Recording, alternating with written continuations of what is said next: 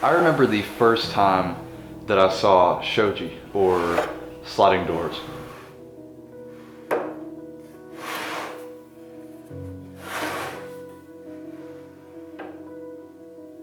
I thought to myself, that's exactly what I want to do. And the reason I thought that is because I really don't like using any hardware in my projects. I don't like using any nails, screws, or hinges. So sliding doors was kind of perfect for me.